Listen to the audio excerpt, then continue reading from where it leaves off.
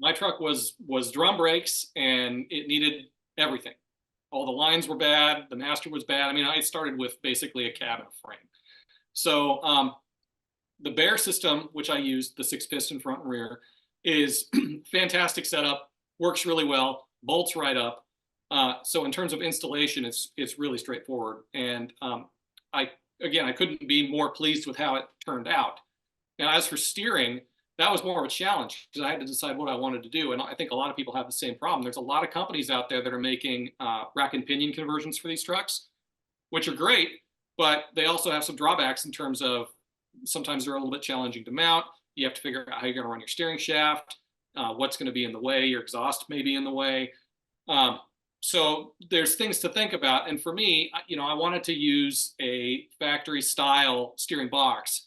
And this truck's a 67 frame, meaning it's not set up for a power steering box at all. It would have had Ram style power steering if it had had power steering back in the day.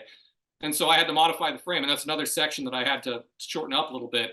But with this one, I just used a torch and a couple of hammers and heated up the frame and made a dimple in that section where the steering box bolts up to the frame, and it's good to go. So this stuff is fairly straightforward, and that Borgeson steering box is great. Nice and tight.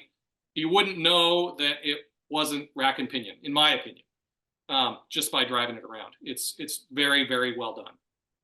Yeah, and you'll, for the audience, have to make that decision on your own.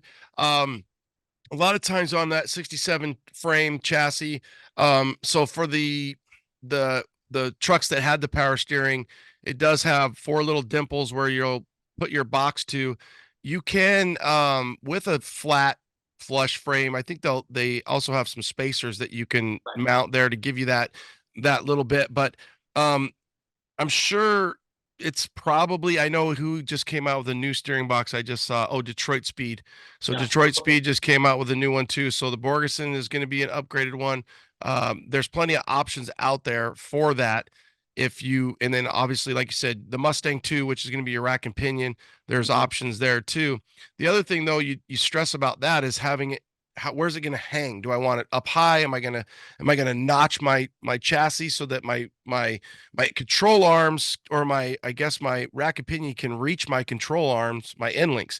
So that's the other option there. One thing that I really like that you went into, and I wish I was better at this, and this just comes down to my patience and me just doing it, but is you really got into your brake lines. I like that you did that.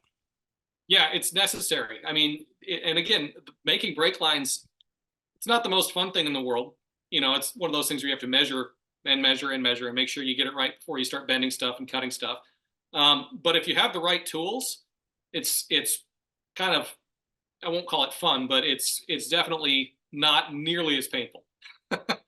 And for me, I'm using the Eastwood flare tool, the one that mounts up in the vise and you pull the handle. And that's top of the line. I mean, it really, really works well. You can get a perfect flare every time.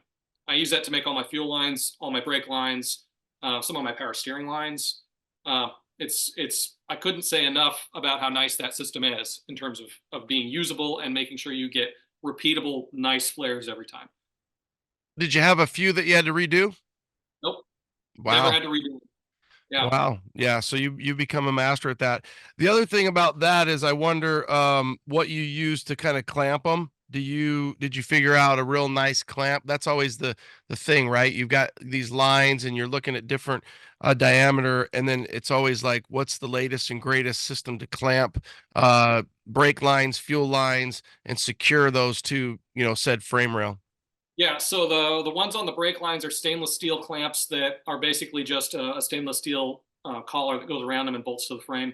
And the ones that I used for my fuel lines are similar, but they have a rubber isolator as part of them to keep the fuel line from vibrating. Yeah, yeah. So you went through, you how's it stopped now? How are you just loving it? Yeah. Yeah, if you breathe on it too hard, it'll send you through the windshield.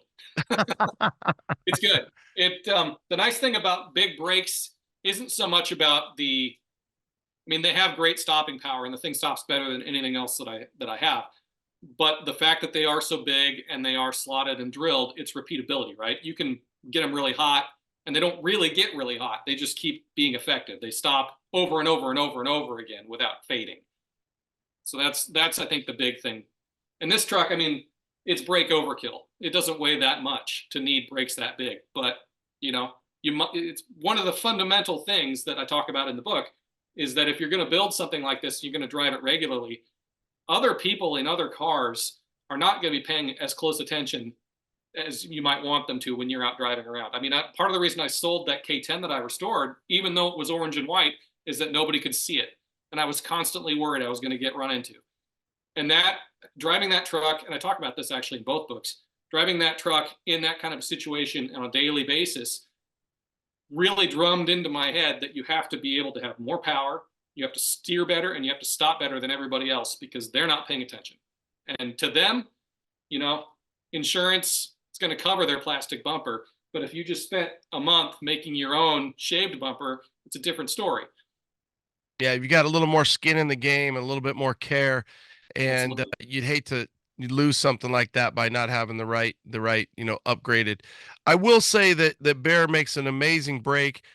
There's other options out there for you guys. You don't have to, this is the top of line setup. So when you think about the Bears, the Willwoods, React, or I guess I should say AZ Pro, their Revelator kit makes a 1314. CPP makes a very good kit, and there's a lot of options out there for you. So don't feel like you have to break the bank. And honestly, depending again, what you're doing, you can go over to Napa and you can, GM brakes are good. But remember, I need a new rotor when I'm doing everything else. I don't want to just be slapping some old rusty rotor on there and putting new pads on and thinking you're good to go. So upgrading those calipers, upgrading the whole system, even if you're just doing stock style, is probably sufficient unless you have a big motor, which we're going to get into that because more motor means more braking.